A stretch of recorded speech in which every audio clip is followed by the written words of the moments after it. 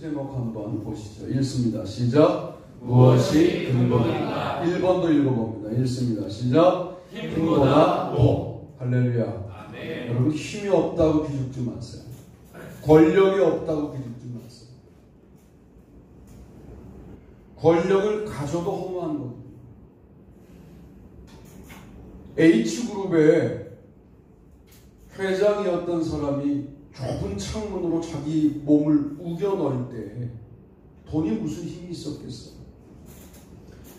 채워지지 않는 게 있는 거예요. 우리는 그 권력도 없고 돈도 없으니까 좀 있어 봤으면 좋겠다, 그런 마음이 드시잖아요, 좀. 근데 있었던 사람들은 그걸 가지고 있어도 허무한 거거든요. 그런데 시편 1편 1절은 이렇게 말씀합니다. 복 있는 사람은 악인들의 꾀를 따르지 아니하고 죄인들의 길에 서지 아니하고 오만한 자들의 자리에 앉지 아니하고 라고 말합니다.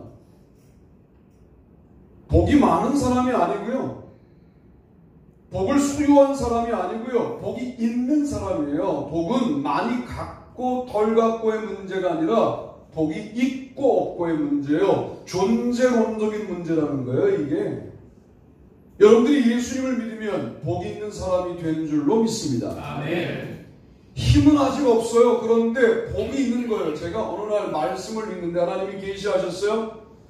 시편 1편, 저는 시편 1편을 다시 설교하려고 하고 하는 마음을 갖지 않았습니다. 그런데 이렇게 기도 중에 나에게 말씀하셨어요. 너 왜 시편 1편인 줄 알아? 그래서 시편 1편이지 뭘 그런 질문을 하세요? 라고 하나님과 생뚱맞은 대화를 하고 있는데 왜 그 시편 1편이 2편 앞에 있는 줄 아니? 그러시는 거예요. 깜짝 놀라서 읽어보니까 네가 그토록 갖길 원하는 권력보다 너는 이미 복이 있는 사람이야. 그러니까 자꾸만 권력을 달라고 기도하지 마. 돈을 달라고 기도하지 마. 이미 복이 있어. 그걸 인정해. 라고 말씀하셨어요. 이제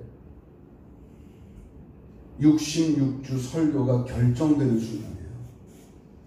다음 주는 마태복음 1장과 2장을 비교할 거고요. 이렇게 하면 66주가 가는 거예요. 66권이니까. 물론 그렇게 꼭 하진 않을 겁니다. 중간중간 섞겠지만, 여러분 성서신학자들은요, 마가복음 1장 1절이나 마태복음 1장 1절, 마태복음 1장, 마가복음 1장에 관련된 연구를 열심히 하거든요. 왜? 마태복음 전체를 1장이 담고 있다는 거예요. 마가복음 전체를 마가복음 1장이 담고 있다는 거예요. 그래서 제 논문이 요한복음 전체를 요한복음 서막이 담고 있다 아니에요. 이미 나에게 하나님이 논문을 쓸 때 계시하셨던 내용인데 내가 놓치고 있던 것을 여기서 기도하는데 깨닫게 하셨어요. 오늘 설교가 그겁니다. 힘보다 복인데 뭘 쫓고 사냐는 거예요. 세상의 군왕들은, 세상의 관원들은 서로 약속의 백성을 죽이려고 모의하고 모사하지만, 그러나 이미 너희들은 세상의 권력이 어쩔 수 없는, 세상에 힘 있는 자들이 어쩔 수 없는 복 받은 사람, 복 있는 사람이라는 거예요. 주님이 함께 하십니다. 아멘. 세상 권력이 어쩔 수 없는 능력이 우리 가운데 있다는 사실에 관련하여 우리가 세상을 살다 보니까 잊고 살아갑니다. 돈 때문에 무시를 당하면 내가 복 있는 사람이라는 사실을 잊어버려요. 집안에 권력자 한 명이 없어서 법적인 문제 때문에 억울한 일을 당하고 나면 도대체 나는 인생을 뭐하고 살았나 싶은 생각이 들어요. 그게 모두 사탄의 유혹이라는 사실을 기억할 필요가 있습니다. 판사 아니라 판사 할아버지여도 80 넘으면, 90 넘으면 100세 되기 전에 거의 죽습니다. 그러나 우리는 죽음 이후에도 영원한 세계가 마련되어 있습니다. 왜 우리가 그들에게 기죽고 살아야 합니까? 시편 1편과 2편의 배열은 그런 의미가 있다는 거예요. 힘보다 복이라는 거예요. 하나님을 아는 복, 하나님을 관계하는 복, 하나님을 아버지라고 부를 수 있는 복이 우리 가운데 넘치게 되기를 바랍니다. 아멘. 하나님이 복인데 자꾸만 우리는 물질적인 복을 달라고 말합니다. 여러분, 그게 복이 아니라는 게 아니라 하나님을 복으로 여기면 내 뒤에 따라와야 되는 것들이에요. 그럼 이걸 잠깐만 뒤돌아보는 거예요. 그럼 소금 기둥이 된다. 여기에 미련을 두면 우리는 인격적 존재로 돈을 사용할 수 없고 돈에게 지배당하는 물질적 존재로 전락해버린다. 돌아보지 말고 따라오겠거니 하고 주님만 바라보고 달려나가시기를 바랍니다. 아멘. 그럴 때 따라오는 복이 있는데, 따라올 때는 그 내가 마련하는 게 아니라 저분이, 하나님이 마련하여 나의 뒤를 따라오게 만들기 때문에 도대체 얼마나 나를 따라오는지, 얼마나 큰 힘이 따라오는지, 얼마나 대단한 것들이 내 뒤를 따라오는지 나는 확인할 길이 없지만, 우리가 하나 예상할 수 있는 것은 내가 준비하는 것보다 훨씬 더 풍성할 것이다. 할렐루야. 아멘. 그렇게 살아보자.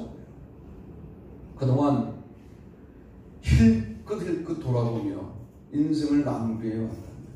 이제 얼마 안 남았잖아요. 우리 하성이하고 동현이 도겸이는 빼고 우리는 얼마 안 남았어요.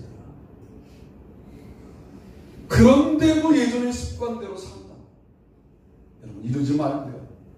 이제는 하나님을 복으로 여기고 살아가시기를 바랍니다. 아멘. 세상 권력자들은 하나님의 백성에 대하여 그들의 맨 것을 풀고 하나님의 결박을 벗어버리자라고 계획합니다. 그러나 하나님은 하늘 위에서 그들을 비웃습니다.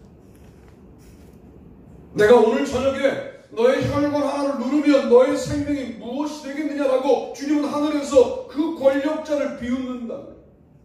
로마의 황제들이 미쳐서 자기가 하나님이라고 말하고 있을 때 하나님이 하늘 위에서 비웃지 않았겠냐고. 그래서 너희들이 절대로 영원한 제국이 될 수 없다라고 말씀하시며 믿음이 영원한 것임을 보여주셔서 오늘 우리가 예배의 자리에 있는 것 아니냐 말이에요. 하나님의 복을 한번 맛보면 사탄이 아는 거예요. 세상의 복의 맛을 맛있어 하지 않습니다. 하나님의 복의 맛을 한번 본 인생은 절대로 세상을 돌아보지 않게 되는 은혜가 있게 됩니다.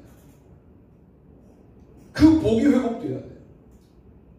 우리는 아는 자들이에요. 그 복의 맛을 본 자들이에요. 그런데 이상하게도 엄청난 익숙함이란 사탄적 계획 때문에 세상에 익숙해지자 그 복이 더 이상 복으로 여겨지지 않는 참으로 괴상한 형태의 믿음이 되어가고 있는 것이죠. 힘을 내십시오. 다시 복을 향하여, 하나님의 복을 향하여, 하나님이 나의 아버지라고 하는 사실이 정말 눈물겹도록 감격스러운 그런 신앙을 한번 회복해봐야 되지 않습니까? 다들 세상 아버지들을 자랑할 때, 야, 내 아버지가 누군지 알아? 하나님이야. 그분이 지구를 볼 때 어떻게 보이는 줄 아니? 먼지처럼 보여. 그 가운데 대한민국은 또 먼지만한 크기야. 거기에 우리 남한은 또 작아. 거기에 인천은 더 작아. 거기에 네가 있는 거야. 그런데 이 모든 걸 통벌하시고 통치하시고 통일하시고 섭리하시는 하나님이 내 아버지야. 여러분, 이게 가감없이 믿어지는 역사가 있기를 축복합니다. 아멘. 그럴 때 힘보다 복이라고 하는 시편 1편과 2편의 관계를 나의 일상 속에서 경험하게 되는 것이죠. 두 번째 갑시다. 두 번째 읽어보시죠. 높이보다 관계. 본문도 있습니다. 그는 시냇가에 심은 나무가 철을 따라 열매를 맺으며 그 잎사귀가 마르지 아니함 같으니 그가 하는 모든 일이 다 형통하리로다. 세상의 군왕들이 나서며 관원들이 서로 꾀하여 여호와와 그의 기름을 부음받은 자를 대적하며. 아멘. 계속 1편, 2편을 번갈아 설명하고 있는 것. 여러분은 시냇가에 심은 나무입니다. 할렐루야. 아멘. 그건 하나님과의 관계를 말하는 거예요. 하나님과 아무리 친밀해도 높이가 높아지거나 내 크기가 커지지 않는 인생도 있는 거예요. 예수를 믿으면 반드시 높아지고 예수를 믿으면 반드시 커지는 인생이 된다라고 저는 가르칠 수 없어요. 왜? 그건 말씀이 아니니까요. 말씀은 그렇게 되어 있지 않아요. 그런데 한국교회는 예수만 믿으면 축복받는다 이렇게 가르쳤어요. 복채를 가져오면 복이 임한다라고 하는 무당 종교랑 뭐가 다릅니까 이게? 그거 이전에 뭐가 있느냐? 당신이 하나님과 친밀하면 세상에서의 크기가 문제가 되지 않을 것이다. 당신이 하나님과 친밀하면 세상에서의 높이가 당신에게 문제가 되지 않을 것이다. 높아져도 교만하지 않을 것이며 높지 않아도 비굴하지 않을 것이다. 당신의 크기가 커져도 교만하지 않을 것이며 커지지 않아도 절대로 불행하다고 생각하지 않게 될 것이다. 이것이 하나님과 친밀한 자가 누리는 복이다 그 말이에요. 주님을 외롭게 두지 마십시오. 몇천 년간 계속 러브콜을 여러분에게 보내고 계시는 분이 하나님이세요. 하나도 반응이 없자 자기 아들을 우리를 위하여 죽이셨어요. 그런데 그 반응도 잠시, 인간은 금방 익숙해진다니까요. 당연하게 여기는 거죠. 그리고 더 이상 사랑으로 반응하지 않고 있는 거예요. 일단 형식적이어도 기도의 자리에 나오셔야 돼요. 제가 다음 일주일 어떻게 기도해야 되겠다라고 하는 결단을 하는데 하나님 참 놀라워요. 우리 교회 은혜로운 교회, 할렐루야. 목사에게 응답하시는데 뭐라고 응답하시느냐? 내가 내일 지킬 수 있을지 잘 모르겠어요. 그러나 그렇게 해보려고요. 물론 새벽 기도할 거고 저녁 기도할 거지만 일상생활 내내 중요한 기도 제목 하나를 붙잡고 기도할 건데 어떻게 할 건 줄 아세요? 60분이죠. 1시간이 60분이에요. 사실은 24시간 기도하는 교회 운동을 하시는 목사님이 계세요. 박호종 목사님이라고 성결교단 목사님이신데 대단한 아침내 교단 목사님이신데 대단한 분이에요. 8년간 24시간 예배를 드렸대 그 교회에서. 엄청난 일이죠 이거. 우리는 지금 1시간 예배 드리는데 눈빛들이 좀 변하셨거든요. 피곤해 보이시고. 근데 이걸 24시간 예배를 드린다는 거예요. 이야, 너무 엄청난 프로젝트죠. 전 세계적으로 도시마다 이런 24시간 기도의 집이 여러 군데 있답니다.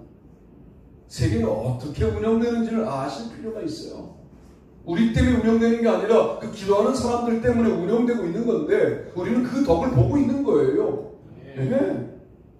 그럼 내가 그렇게는 못하지만 다음 월요일부터 토요일까지는 이렇게는 기도해야 되겠다. 내가 눈 뜬 시간서부터 시간의 11조를 기도한다. 이런 지혜가 생겼어요. 60분에 6분을 기도하는 거예요. 초반 6분을. 그리고 활동하는 겁니다. 핸드폰에 시간마다 내가 해놓을 거예요. 강의를 안 하니까 이런 놀라운 재미가 있잖아요. 강의를 안 하는 축복을 내가 누릴 필요가 있잖아요. 그래서 내가 다음 일주일은 6분 기도를 해보려고 해요. 60분에 6분 기도. 괜찮죠? 왜? 나 이런 지혜가 시간의 11조 이렇게 말해야 할 수 있는 성품이기 때문에 제가 말하는 거예요. 이래놓고 이제 안 하면 나는 인간도 아닌 거죠. 목사가 아니라 인간도 아닌 거예요. 근데 생각해보면 막 기대가 되는 게 뭐가 기대가 되냐 하면 그 6분 기도를 통하여 나의 영혼이 팡팡 터질 것 같은 느낌. 그 6분 기도를 통하여 하나님과 연결될 것 같은 그런 연결감, 이것이 너무 행복한 거예요. 지금 하지도 않고 이제 월요일 날부터 할 거지만 하지도 않고 너무 행복한 거예요. 새벽 기도가 6시에 끝나니까 7시서부터 그렇게 기도해 나가면 주님이 정말 얼마나 기뻐하실까. 이거를 무슨 1년 내내 한다 그건 무리지만 일주일 정도 해보겠다는 거죠. 재밌으면 제가 계속 할 작정입니다.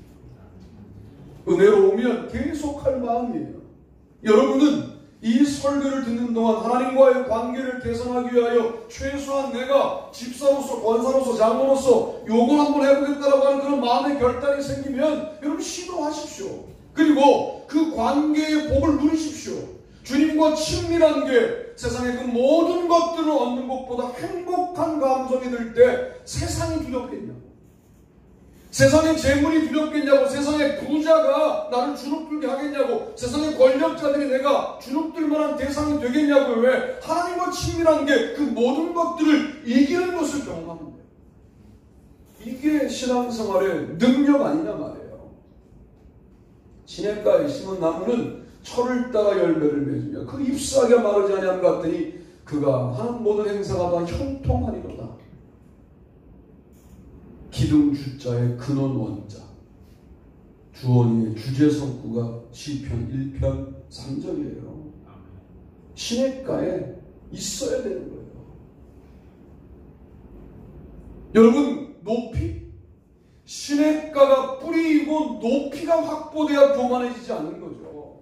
이게 1편, 2편이 연결되어 있는 거예요. 시냇가라고 하는 물의 근원지를 떠나지 않고 나무로서 높은 하늘을 경험하게 되면 교만할 이유가 없는 거예요. 왜? 계속해서 이 근원으로부터 물이 올라왔기에 높이가 확보된 그 사람은 자기의 높이를 자랑하지 않게 되어 있다 그 말이에요. 이게 그리스도인이 누리는 영광이고, 세상은 출세 위주로 진행되어 높아지면 스스로 높아진 줄 알아 근원지를 끊어버리는 삶을 살기 때문에 하나님이 비웃는 것 아니냐.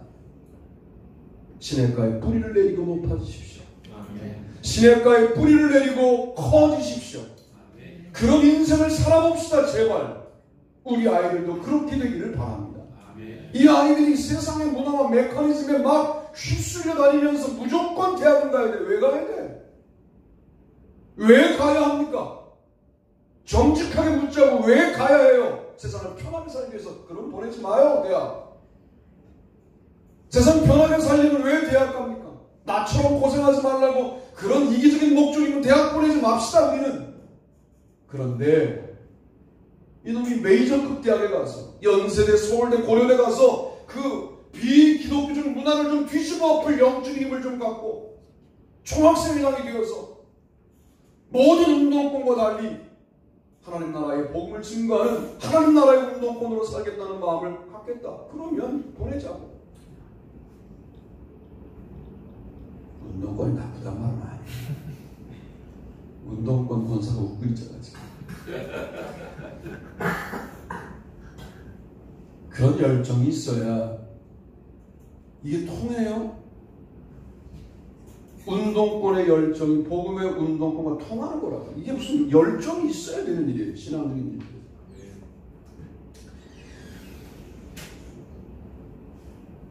여러분,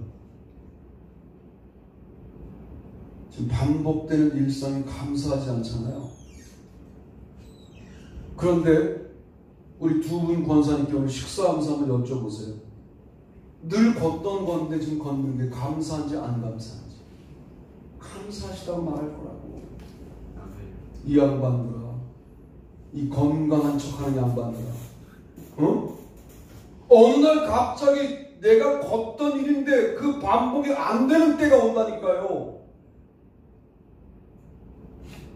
어느 날 늘 아침에 일어났었는데 그 아침이 나의 아침이 아닌 순간이 와요. 그러니까 이 반복이 얼마나 큰 축복이냐고. 그러므로 여러분들은 모든 때를 하나님의 때로 살아가는 지혜가 있게 되기를 바랍니다. 시냇가를 떠나지 말아야 합니다. 시냇가에 있어야 합니다. 왕좌에 있어도 시냇가를 떠나지 말아야 합니다. 다윗이 왕이 되어도 목동 때 옷가지들을 버리지 않고 겸손하게 그 옷가지들을 바라보며 나 목동이었어. 왕이기 전에 목동이었어를 잊지 않았던 겸손함이 있었던 것처럼 근본을 잃어버리지 말라고요. 제발. 왕이나 되기나 하셨습니까? 뭐 그룹의 총수나 재벌이 되기나 하셨어요. 뭘 교만할 게 있어요. 그까지 재물을 모아놓고 이러면 어떡할 건데? 하나님이 불어버리면 어떡할 건데요? 우리는 알잖아요. 시냇가를 떠나면 그나마 남아있던 꽃꽂이 되어 있는 이런 아름다움들은요, 이건 물론 계속 가는 꽃꽂이예요. 그러나 생활을 잘라서 꽃꽂이에 넣으면 아름다워 보이는 기간이 존재할 뿐이지 결국 마르잖아요. 물을 또 떠나고 시냇물을 떠나면 죽는다는 사실을 알고 있는데 떠나고 난 다음에 잠시 동안 괜찮은 기간을 즐기고 있는 이것이 얼마나 위험한 일이란 말이에요. 그룹에 총수나되고 떠나시면 내가 봐드리려고 해요. 대통령이 되시고 난 다음에 믿음을 떠나면 좀 제가 봐드릴 요량이 있어요. 물론 하나님은 안 받으시겠지만 나는 봐드리고 싶어. 뭘 되지도 않고 믿음을 떠나냐고요. 주님과의 관계에 더 집중하시기를 바랍니다. 네. 아무리 높아져도 하나님의 기름 부음 받은 자를 공격하지 말아야 되고 하나님을 공격하지 말아야 합니다. 아무리 높아져도 하나님을 향하여 대적하지 말아야 합니다. 하나님을 대적하는 게 뭐예요? 나의 위치를 바꾸는 거예요. 시냇가에서 나의 왕좌로 위치를 바꿔버리는 거예요. 그러면 우리는 죽습니다. 시냇가에 심은 나무라는 게 왜 중요하냐면 내 마음대로 움직일 수가 없어요. 나무는 그냥 그 자리에 있는 거예요. 그게 우리의 인생이에요. 뭘 주체적인 결정 좋아하지 마세요. 인간다운 결단, 결행 너무 좋아하지 마세요. 그래 보이지만 나 하나님의 손바닥 아래에 있는 거라고 합니다. 그렇게 살다가 결국 돌아가 보니까 그 자리에 있었어요. 그런데 떠난 줄 알고 그런데 부정해보고 뭐 다 애를 썼지만 시냇가를 떠날 수 없는 게 우리예요. 주님의 말씀 가운데 뿌리를 내리시고 주님과의 친밀함이 그 어떤 크기, 높이보다 더 근본적이라는 사실을 인정하게 되는 경험을 이번 한 주간 하시게 되기를 바랍니다. 아멘. 마지막 세 번째 보시죠. 읽어봅니다. 시작. 모의보다 묵상. 복을 읽습니다. 오직 여호와의 율법을 즐거워하여 그의 율법을 주야로 묵상하느니라. 어찌하여 이방 나라들이 분노하며 민족들이 헛된 일을 꾸미는가. 1장 2절과 2장 1절을 읽었습니다. 한 권사님이 모사라고 하면 더 좋겠다. 다시 읽읍시다. 모사보다 묵상.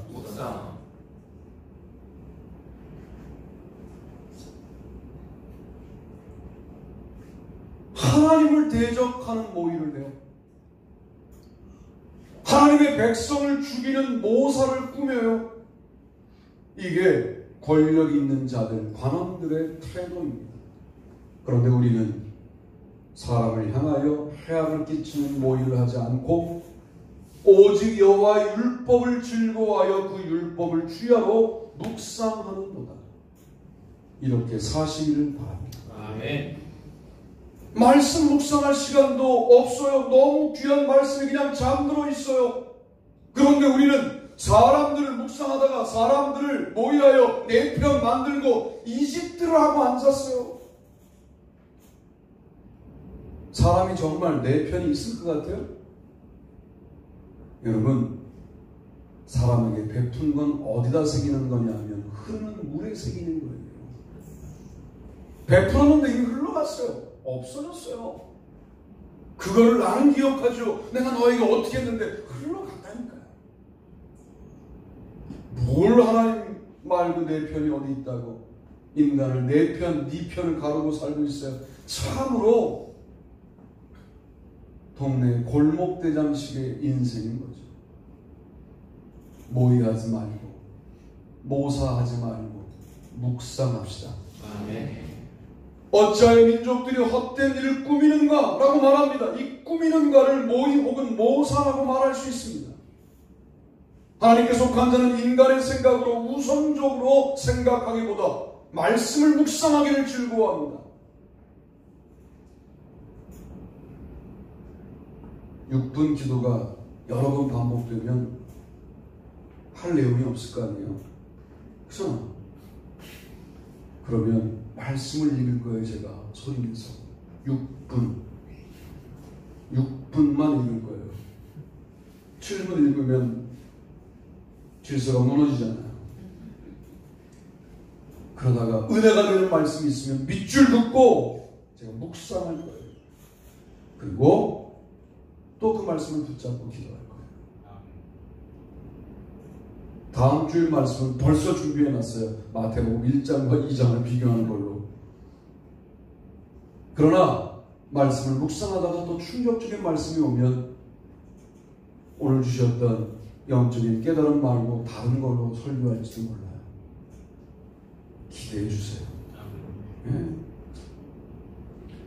인간을 모의하여 해롭게 만들고 내 편을 더욱더 공고하게 만드는 걸로 시간을 보내고 있었다면 회개하시고 말씀을 묵상함으로 시간을 보내시게 되기를 바랍니다.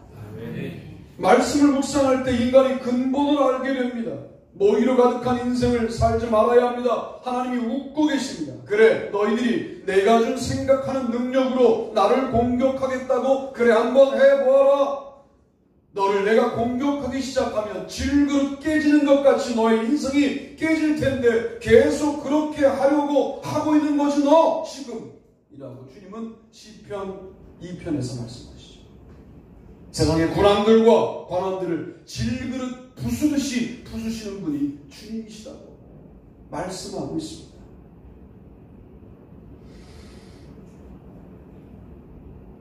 하나님이 공격하면 큰일 납니다. 제가 이 얘기는 너무 자주 했지만 고속도로를 달리다 보면 날벌레들이, 물론 제가 빠른 속도로 달린다라고 하는 고백을 하고 있는 거예요. 날벌레들이 축축 묻죠. 그리고 밤중에는 거의 제가 운전을 하지만 할 수밖에 없을 때가 있잖아요. 월요일날 10시쯤에 강의가 끝나면 제가 기쁨교에서 올라와야 되잖아요. 올라올 때 헤드라이트에 날벌레들이 막 와서 부닥쳐 죽죠. 그게 인생 같아요. 생각해봐요. 여러분이 날벌레인데 여러분의 날 수 있는 능력이 다른 친구보다 떨어진다면 그거 차 앞에서 얼쩡거렸겠냐. 능력이 있거든 내게. 내가 그래서 동급 최강이거든. 내 동기 중에 내가 제일 빨리 나를 수 있거든. 그러니까 차 앞에서 얼쩡거리다가 죽는 거야. 내가 모르는 세계가 있다고요. 나의 속도가 모르는 속도가 있다고요. 다른 수준의 세계가 있다고요. 그게 하나님의 세계라고요. 내가 예상할 수 없는 세계가 있어요. 다른 차원의 세계가 있어요. 그게 하나님의 세계라고요. 거기에 도전하면 우리가 필패합니다. 필망합니다. 그러므로 우리는 하나님에게 도전하지 말아야 돼요. 모의하지 말고 묵상하시기를 바랍니다. 시편 3편 1절 2절 말씀을 한번 읽어볼까요? 읽어봅니다. 시작. 여호와여 나의 대적이 어찌 그리 많은지요. 일어나 나를 치는 자가 많으니이다. 많은 사람이 나를 대적하여 말하기를 그는 하나님께 구원을 받지 못한다 하나이다. 셀라. 아멘. 자, 하나님의 복이 쉼보다 우선이고 하나님과의 관계가 높이보다 우선이고 하나님의 말씀 묵상이 인간의 생각이나 판단, 모의보다 우선이라는 사실을 알았어요. 그러면 대적이 사라집니까? 이렇게 3편이 묶고 있는 거예요. 자, 이제 하나님이 죄인인 걸 알았어요. 그러면 대적이 사라지냐고? 안 사라진다니까요. 문제가 사라지냐고요? 안 사라져요. 그대로 존재해요. 그대로 문제가 있으나 이제 하나님이 근본이시고 하나님의 복이 근본이고 힘이 근본이 아니고 하나님과의 관계가 근본이고 높이나 크기가 근본이 아니고 하나님의 말씀, 묵상이 근본이고 인간의 판단과 생각과 모의가 근본이 아니라는 사실을 알고 대적을 보면 대적이 대적으로 보이지 아니하는 복이 있게 되는 것이죠. 여호와여 나의 대적이 어찌 그리 많은지요 라고 기도했던 그 시편 3편의 기자가 그 다음 구절에 뭐라고 기도합니까? 이렇게 말하죠. 여호와여 주는 나의 방패시요 나의 영광이시요 나의 머리를 드시는 자이십니다 라고 3편 3절에 고백하지 않습니까? 이제 뭐가 보이는 거예요? 대적이 그대로 있지만 주님이 보이기 시작하니까 여호와여 이 대적이 많음에도 불구하고 주님이 보입니다. 주는 나의 방패시요 영광이시요 머리를 드시는 분이십니다. 여기까지는 가셔야 돼요. 오늘 은혜를 받으셨다고 일상에 내려가시면 문제가 깔끔하게 정리가 돼서 깔끔하다. 치킨 광고하는 것 같으네. 깔끔하다 이렇게 되진 않아요. 그대로 존재해요. 그런데 그 문제 속에서 누가 보여요? 주님이 보입니다. 아멘. 할렐루야. 아멘. 그 다음 단계는 뭐가 있어요? 이렇게 말하죠. 여호와여 일어나소서. 나의 하나님이여 나를 구원하소서. 주께서 나의 모든 원수의 뺨을 치시며 악인의 일을 꺾으셨나이다. 구원은 여호와께 있사오니 주의 복을 주의 백성에게 내리소서. 셀라. 3장 7절 8절로 마무리되는데 여호와여 그래요. 그냥 이제 여호와와 내가 하나가 되어 여호와여 구원하소서. 그리고 나와 하나가 된 여호와가 이미 많은 대적이 아직도 기세등등하지만 기세등등한 그들의 힘이 보이는 게 아니라 그들의 뺨을 치셨고 악인의 일을 꺾으신 것으로 믿어지는 거죠. 문제가 문제로 여전히 존재하지만 이미 이긴 것으로 믿게 되는 신앙이 생기게 되는 거예요.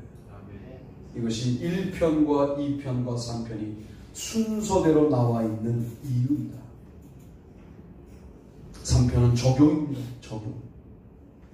1편, 2편, 1편의 근거를 가지고 근본을 가지고 2편에 세상의 권력자들을 대하고 재물 많은 자들을 대하고 살다가 3편에 내가 만나는 대적들에게 적용하여 우리는 흔들리지 않는 믿음을 가지고 승리해 나가야 할 복 있는 사람이라고 1편, 2편, 3편이 말씀하고 있는 것이죠. 이런 놀라운 복이 저와 여러분에게 넘치게 되기를 주님의 이름으로 축복합니다. 우리 찬양합시다. 다 일어나시죠.